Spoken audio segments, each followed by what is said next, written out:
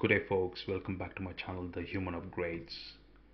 I am your Sudarshan, and today I'm going to talk about breaking habits. And here is the interesting thing about breaking habits. A lot of people think that breaking habits it's all about discipline. They think that if they had the strong willpower, they could quit. If they had strong mind, they could stop. But it doesn't actually work like that. Breaking habit, it's not about discipline or willpower at all. You have to understand how your brain works. That's more important than anything else. So understand that your brain is not a single decision making machine. It is made up of different systems, different parts that has different jobs to do. So for example, the part behind your forehead is called the prefrontal cortex.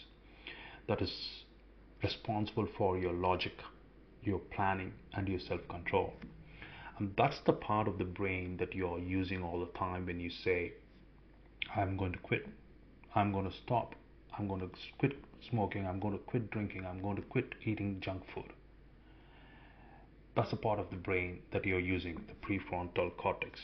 But understand that prefrontal cortex doesn't learn habits or doesn't store habits.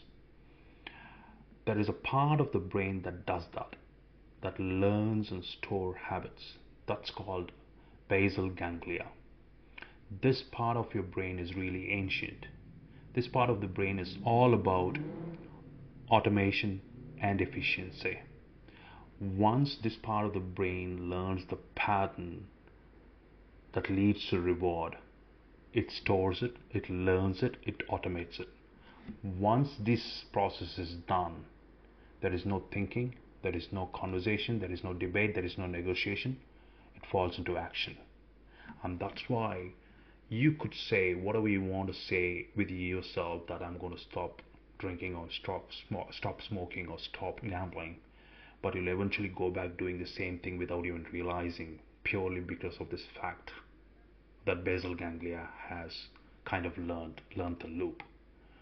And the system is simple, right? There is this part, there is this brain that is responsible for habits. There is this part of the brain that is responsible for thinking, and you have to understand that part. And your habits will always be stubborn, purely because basal ganglia has learned the loop, learned the pattern. And no matter how you talk to it, it'll always remember it. It stores it. It'll never be able to erase it. Once you trigger it, the moment you trigger it, it'll remember it. And you'll go back and you'll relapse. You'll be pushed back. And this is where you have to understand there is a technique to handle this part of your brain, basal ganglia. It is not about fighting your habit heads on. It's not fighting your habits like, I'm going to quit smoking, I'm going to quit drinking, I'm going to quit gambling, and you're going to fight it hard. Your brain doesn't work like that. Understand that you have to replace a habit when you're trying to remove a habit. That's it. That's the major technique. That's the key technique. You have to replace a habit when you're trying to remove a habit. Because if you're removing a habit and you're not trying to replace a new habit in the place of removal, there creates a gap.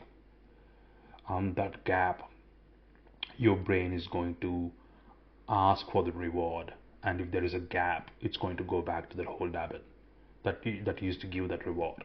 So you're going to relapse, you're going to be pushed back, you're going to go back to the same loop, same thing. And that's why it is very important to work along with your brain, understand your brain, and the key technique is to replace a habit when you are trying to remove a habit. That's how you will be able to break the habit. Thank you so much. I hope there was some kind of a wisdom in this video. Please, if you like it, share it, subscribe it.